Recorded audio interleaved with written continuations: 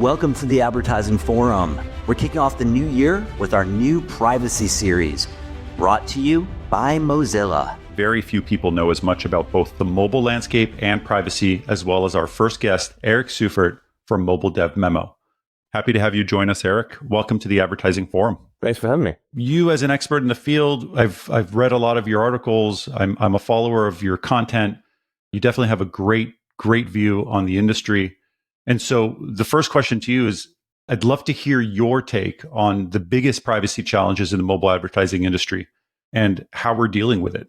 Well, I would say the challenge with privacy, is achieving workable measurement as an advertiser. I was lucky to have invested in Anonym, which is now part of Mozilla. It was founded by a team of experts to deliver like PETs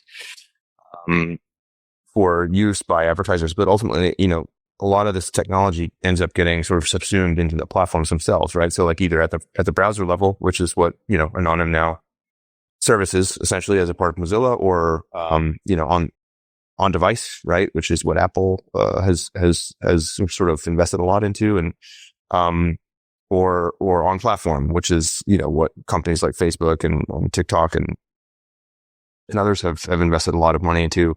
So a lot of this stuff is kind of abstracted away from the actual advertising workflow, right? It's just something that exists somewhere, and most advertisers don't consider that to be something that they necessarily have to like invest into or build, right? Like the privacy is handled by the platforms or the environments themselves, right?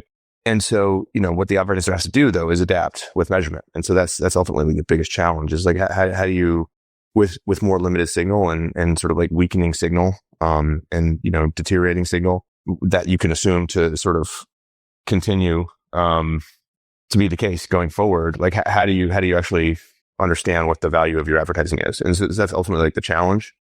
But in some ways it's opportunity, right? If you could do that better than other people, well, then you have an advantage, right? And so I think, but like the kind of prevailing challenge, from an advertiser's perspective with privacy is just, okay, well, given less signal available to me in order to understand what the, return on investment of my ad spend is, how do I build tools? How do I build, workflows? How do I adapt my advertising strategy to enable me to make decisions that I feel like contribute in an economically beneficial way to my company? You mentioned three things. You mentioned, browser, device, and platform. Given what you've just shared with us today and the privacy challenges that exist, how can mobile advertisers find the right balance between personalized ads and respecting user privacy, especially as these, signals are starting to fade away? Well, again, it's there's just very little that the advertiser could do either way, right? It's all kind of under control of either the platforms or the operating system or the browser operator, right? Like what signals they make available to people. And so, I think one approach that you've seen become much more popular in the last few years is like data clean rooms, right? So it's like, okay, well, I've got my first party data, and then some other platform has its first party data, or some party has its first party data, and let's just find a way to link it together in a way that we both believe is privacy safe, but also be deemed to be privacy safe by whatever body is kind of regulating that. Right now in the US, we don't really have privacy laws, or national privacy laws, I should say. And so when we think about the party that's kind of like, regulating that behavior, it's the platforms themselves. And so, that's kind of like what's left to do is just find these methodologies that you believe hew to the restrictions of whoever is imposing them, which are not governments, right? Not the national government anyway. It could be state level government. But so that's the challenge. It's like, okay, well, how do I come up with an approach that I believe is privacy safe, because I want that, right? Like I just, most advertisers are not sociopaths, right? Like no one wants to violate people's privacy for the sake of violating their privacy, right? And like, or the perceived privacy, or just violating like the sort of understanding that they have with the user around how their data is going to be used. No one really actively wants to do that. The question is, how do you abide by law? How do you abide by platform policy in a way that you feel like best serves your interest while adhering to these restrictions that have been placed on you, all with the understanding that you want to respect the consumer and not use their data in ways that they would find unexpected. All right. So, Eric, that leads us to our next question. What are your thoughts on privacy preserving technologies like Apple's ATT framework and the actual impact that they've had on our industry? Because if they are grading their own homework and creating their own technologies, like how do we as consumers, what are the next steps? Give us just your take for those that aren't as familiar with your takes. Well, so ATT was not a privacy enhancing technology. That was just a policy, right? And that was part of the problem. So Apple rolled this out without actually having a privacy enhancing technology to offer up as an alternative to using IDFA. And so I think, it's noble to want to be very proactive with protecting consumer privacy in ways that consumers don't necessarily express a need for or a desire for, right? There wasn't some sort of like overwhelming consumer sentiment that Apple was, heeding with ATT. I guess they were just preempting what they thought could be, some kind of like mistrust, at some point, which, fine. That's admirable.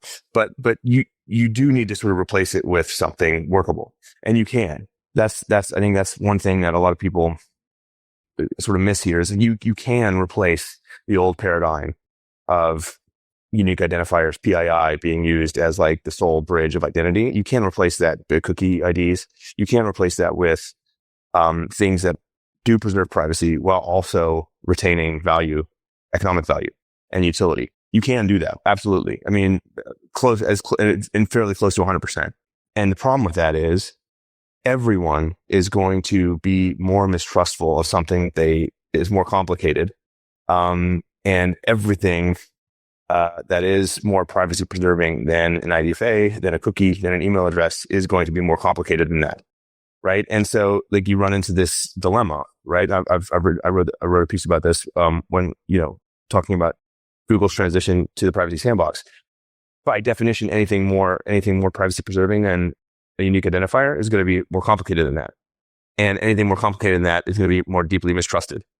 And so, as you get into these more complex solutions that could potentially preserve utility while offering privacy, consumers just become more suspicious, right? And so you have to sell them not only on the new solution, but also why the new solution, which is incomprehensible, to, a consumer who's not steeped in this stuff, and even to a lot of practitioners, right? These are Google Privacy Sandbox is a perfect example.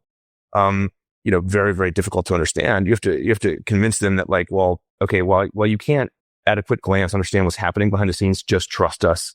It's for your benefit, right? And we're not manipulating the data. Well, and most users don't understand what's happening. They want their privacy. So how quickly should advertisers and platforms actually adapt? Like, what is the urgent need here in terms of change? How should both consumers change? How should platforms change? In your mind, if there was an easy button in Eric's mind, what would the easy button be? There's a couple of things. One is, I think the easy button is get rid of latitude and longitude. Just get rid of it. Why do you need it? No one does anything economically useful with that. Get rid of that. If you got rid of that alone would, I think, solve most of the sort of like privacy sensitivities for people. You don't need it. It's not helpful for marketing targeting, and it can be exploited with extreme personal consequences.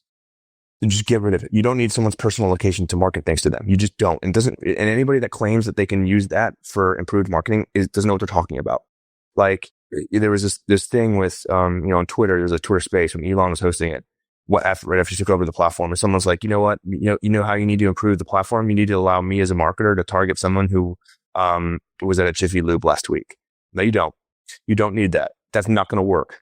If you're in a city and that Jiffy Lube is next to a Dunkin' Donuts, next to a hair salon, there's no way you can target with any sort of accuracy that's better than a coin flip the person that was at the Jiffy Lube. It's impossible. And agencies sell that, and they're lying about the effectiveness. And so just get rid of it. That's the principal privacy concern. You knew where I was in real time. And that has that's very obvious opportunities for exploitation, right? Now there's other things that are like also very concerning, right? So like if you could understand someone's app usage over time, you could potentially identify them individually, right? Now you could think about like, okay, well, like someone's using Grindr, right? Or someone's using, some like, were those apps that were used for like extramarital affairs or something like that. And then they went and did some other thing, and they did that other thing so many, and then they used Uber and whatever. Like you could find ways to just in the extended period of usage, you could find ways to essentially identify them individually. Now, okay, that's a data retention issue. Don't allow this data to be used for that long. Now, this is the idea of like a privacy budget. Like there's things that you can collect so many things, and like once you exceed that, you have to like delete something in order to collect another thing, right? So like that's a fairly easy concept to implement. But I think there's like, to me, it's like the easy button is just get rid of latitude and longitude in the bid request. If you got rid of that, I think that's the principal privacy concern for most consumers. And if you said, look, we cannot track you in the real world, your location, we cannot do that. I think that is the principal issue that most people have with the idea of their data being collected and aggregated in that way. Amazing. Eric, that was fantastic. Get rid of lat and long. It's that easy. That's your easy button. This has been fantastic. We really appreciate you coming on the show, sharing your knowledge with us. ATG to you. Eric, thank you again for being here. Again, to our sponsors, Mozilla, thank you for sponsoring this series on privacy. On our next episode, we'll be chatting with Manisha Mithal from Wilson, Sonsini, Goodrich, and Rosati Law Firm for a legal and policy point of view. Thank you for being here. Thanks, everybody.